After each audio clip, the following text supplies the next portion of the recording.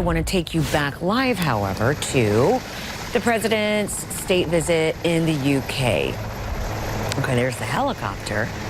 But about to happen, he's going to be taking part in what they call the Royal Gift Exchange.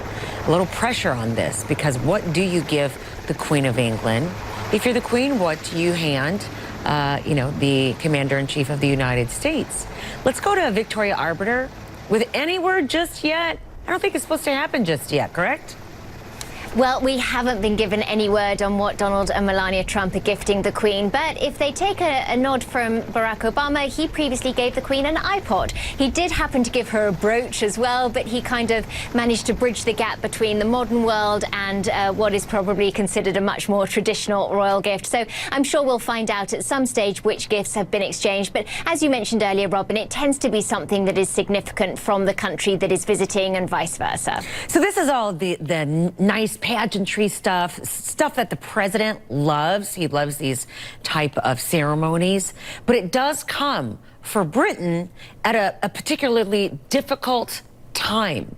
In what way?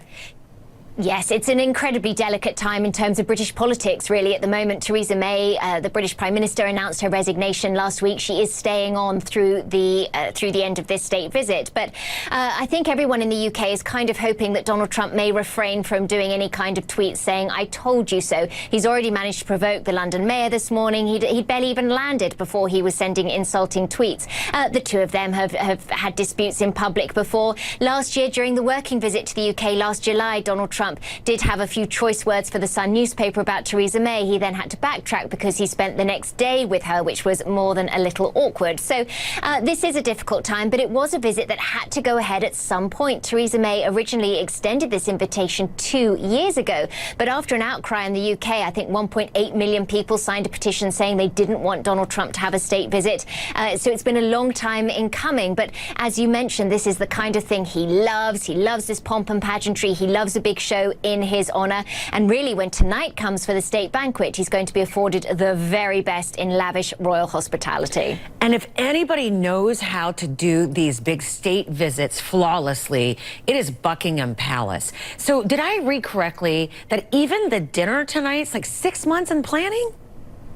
Yes, there's a lot goes into this. I mean, you wouldn't believe if you could see sort of some of the behind-the-scenes video of them setting up for a state banquet. It takes upwards of 3 days. They get a ruler out to measure the distance between the knives and forks, to measure the distance of the chairs from the table.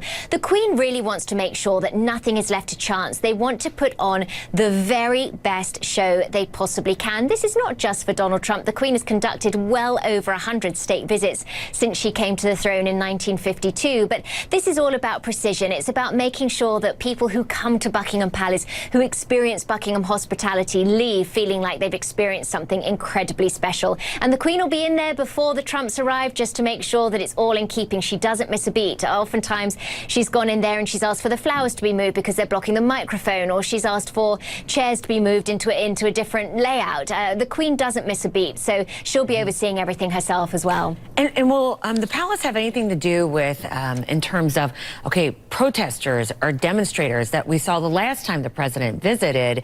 Are they going to try to keep him away from that, or them away from him?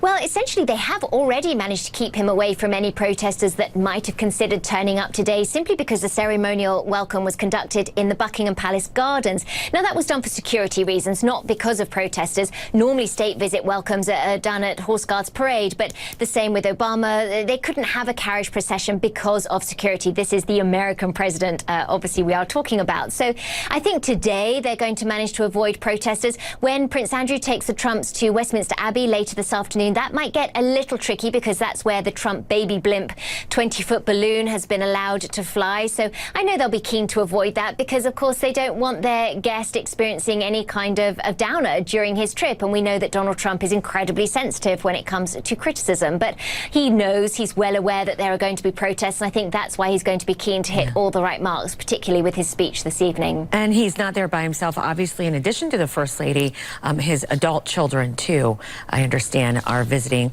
with the president to the UK. Victoria Arbiter, thank you so much. I appreciate it. And we'll let our folks know when we learn about the Royal Gift Exchange, what was given.